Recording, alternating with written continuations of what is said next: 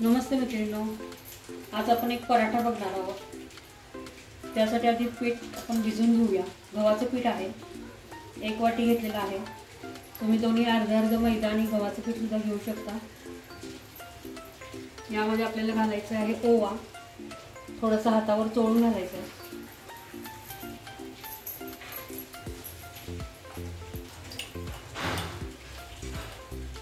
तीळ घालून घ्यायचे,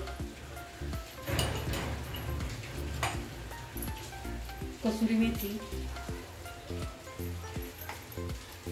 चवीनुसार मीठ,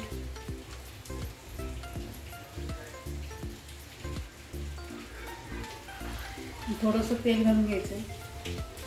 पीठ आपल्याला घट्ट मळून घ्यायचं आहे। मिक्स करून घेऊया।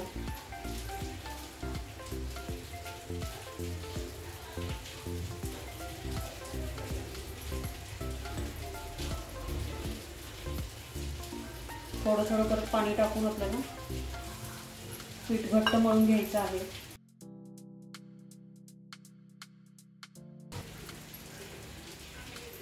थोडंसं तेल लावून घ्यायचंय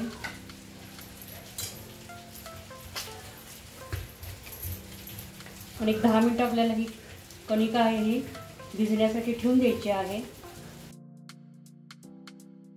आता ही 10 मिनिटं आपण झाकून ठेवूया। तोपर्यंत आतलं आपण स्टफिंग बघूया।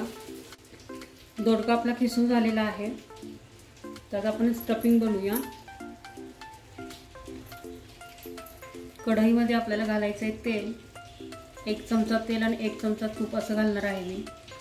त्यानं पराठ्याला स्वाद छान येतो। तेल तापलेलं आहे, जिरं घालायचंय, हातावर चोळून घालायचंय जिरं। हिंग घालून घ्यायचंय।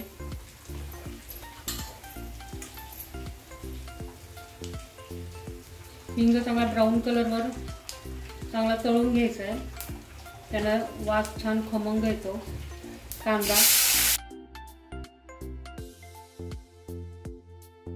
मिरची, लसूण आणि आल्याचं ठेचून घेतलेलं आहे, ते घालून घ्यायचं। पाव चमचा हळद घालून घ्यायची आहे।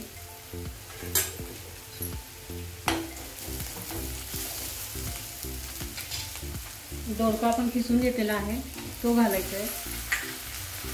दोडक्याची भाजी मुलं खात नाहीत, मोठ्या लोकांना सुद्धा एवढी आवडत नाही। तर अशा प्रकारे तुम्ही पराठा करून मुलांना खाऊ घातला किंवा डब्याला जरी दिला तरी चालतो। मी आज सकाळीच डब्याला दिलेला आहे आणि आता हा दुपारच्या जेवणासाठी मी पराठा करत आहे। सकाळी घाईमध्ये दाखवायला होत नाही म्हणून मी सकाळी नाही शूट केलं। हे 1 मिनिट चांगलं परतून घ्यायचं आहे, त्याचा कच्चेपणा जाईल इतपत। त्याच्यावर झाकण घालूया।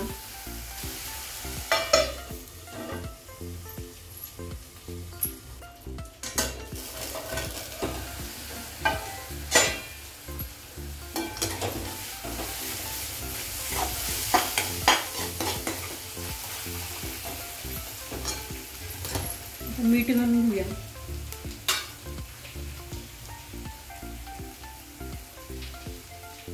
मग अशा आपण कांद्याला सुद्धा घातलेलं आहे मीठ।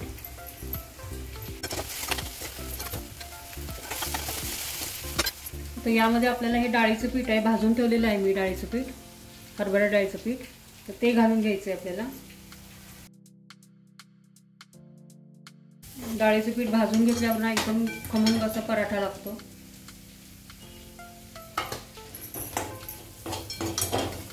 जेव्हाही कराल तेव्हा डाळीचं पीठ भाजूनच घ्यायचं।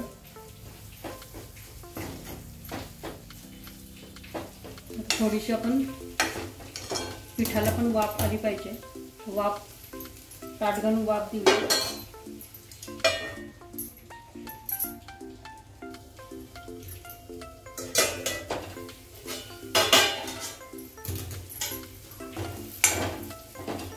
तर यामध्ये कोथिंबीर घालायची भरपूर अशी। कोथिंबीर एक स्वाद छान येतो पराठ्याला, कोणत्याही रेसिपीला कोथिंबीर घातली की स्वाद छान येतो। मिक्स करून घेऊया।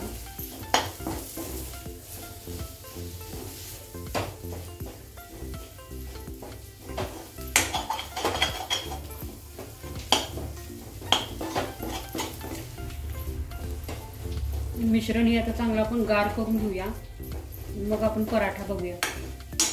गॅस बंद करते आणि ताटात काढून घेते. मिश्रण आपण गार करून घेऊया. सारण आपलं गार झालेलं आहे. पीठ चांगलं मळून घेऊया.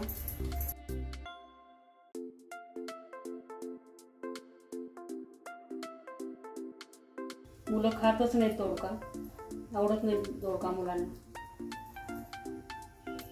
अशी जरी भाजी जरी डब्याला दिली तरी छान लागते, कळणार पण नाही तुम्ही दोडका दिलाय ते. व्यवस्थित आतमध्ये दाबून घ्यायचंय, नाही तर मग फुटून जातो मग पराठा.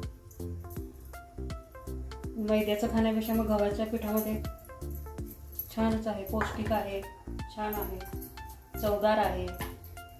तवा पण मी तापत ठेवलेला आहे, लाटून घेऊया.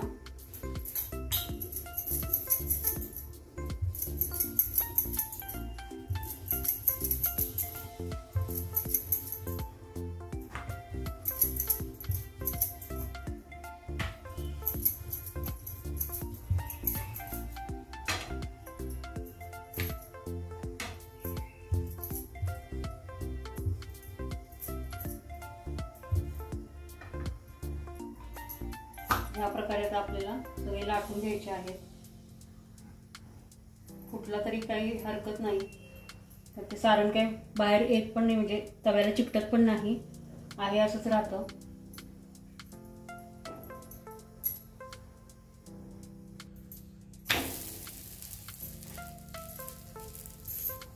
असेच आता सगळे आपण पराठे करून घेणार आहोत.